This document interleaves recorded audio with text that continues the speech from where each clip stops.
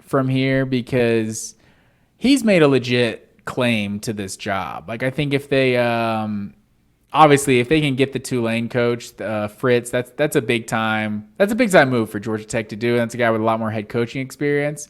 But I think Brent Key definitely made a claim for it with how Georgia Tech kind of finished this season. There you go.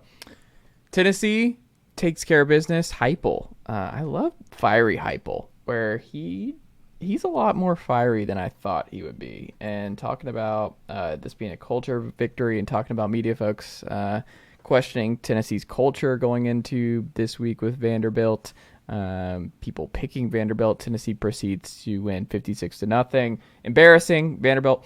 I will say, and I was texting you about this, and the family group chat was not happy with this particular game. And I like Cole Kubelik, right? I like Jordan Rogers, and I like Tom Hart all individually. And on broadcasts that are not Tennessee, I enjoy these broadcasts. This is not meant to be.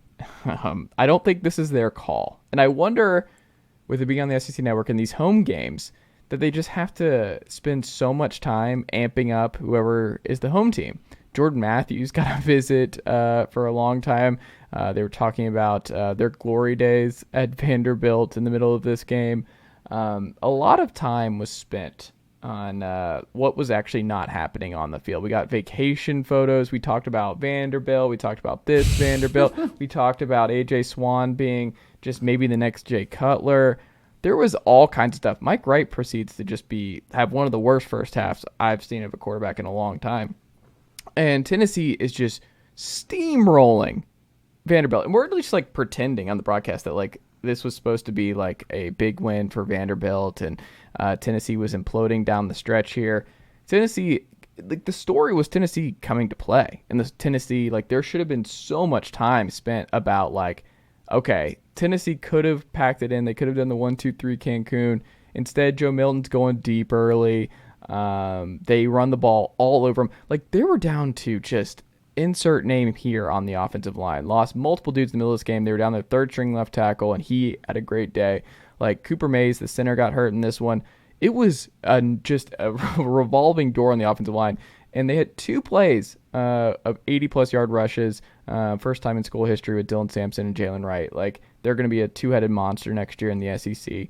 No Cedric Tillman. Brew McCoy didn't play. You go up and down the list, and it's like, this was a pretty heroic like showing by the Tennessee Volunteers because this got them to 10 wins. They absolutely obliterate the Vanderbilt Commodores on the road in the rain, and it gets them to 10 wins. First time heroic.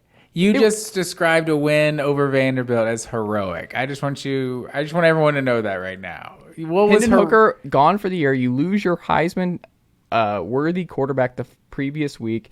I mean, just everything involved was just like setting this up. I told my family, I'm like, I have no idea how this game's going to go. Either Tennessee's going to win big or Tennessee's going to get upset in horrible fashion, and I just am going to go into hiding for a couple weeks. And they won in blowout fashion. Like I told you coming in, it's because you were a little way more negative than I thought coming into this game. Like you didn't really know what to expect.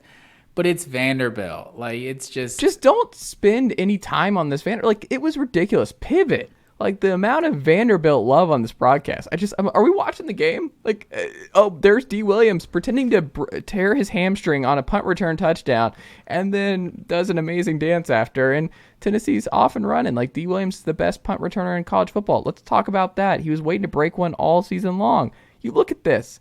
But he didn't break one until he played Vanderbilt because that's what happens against Vanderbilt. There's one thing Vanderbilt does well. It's just special teams coverage, and they slice through it.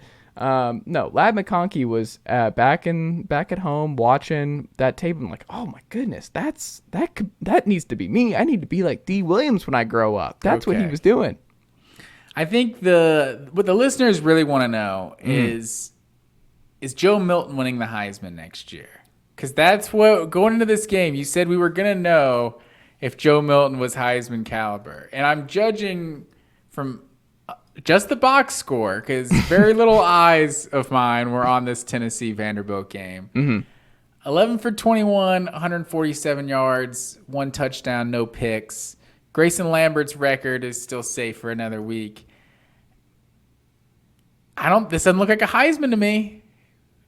I mean, here's what I'll say. The 11 and 21 is kind of deceiving. I thought it was weird in the rain that they were calling so many deep shots. Like, they were calling deep shot after deep shot for Joe, and he was throwing some bombs. Some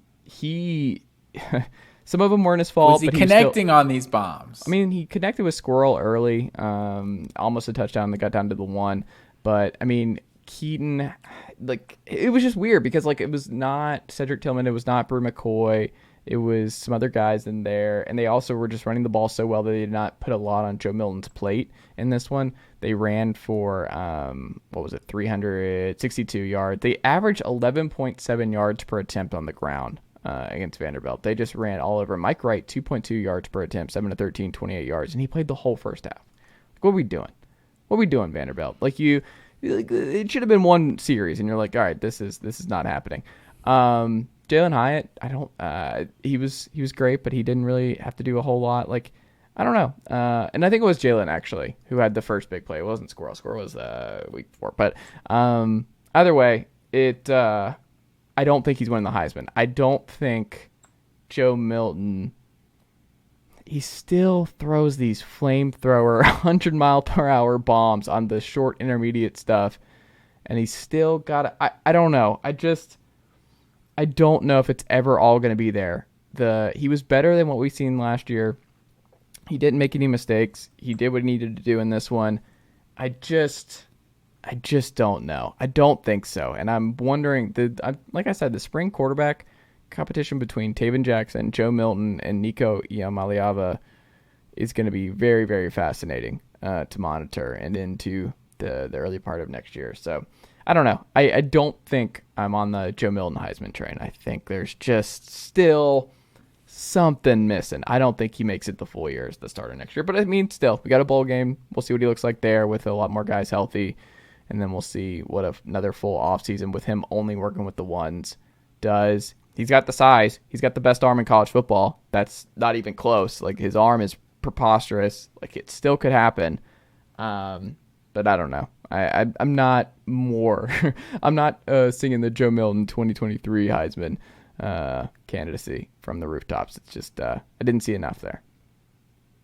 Don't think it's happening. I knew that's what I was expecting. I was just waiting on, because I knew you said there was going to be a decision made one way or the other based on that game versus Vanderbilt. So, I will say SEC defenses are in trouble with Jalen Wright and Dylan Sampson next season. That's going to be two-headed monster. Dylan Sampson was pass protecting like a pro in this one, and that was his big weakness as a true freshman. He was the one who broke Eddie Lacy's rushing record in Louisiana this past year. So it's a good time on Rocky Top here on Rocky Top. Things are looking up, Matt Green. 10-2.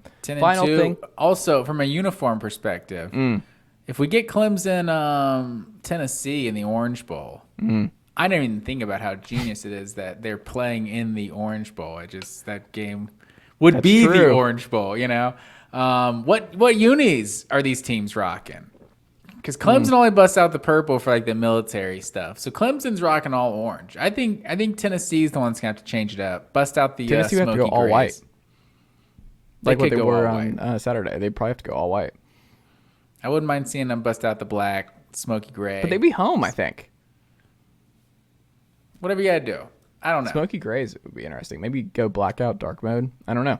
It's a good question. I know what they won't wear. These are the real questions. They will not be wearing the orange helmets. Those might never be seen again. Those might be in the gutter somewhere. I don't know. The dangerously cheesy helmets. Yes. There you go. Luke Fickell to Wisconsin. Hugh Freeze maybe to Auburn. Lane Kiffin stays at Ole Miss. David Shaw steps down.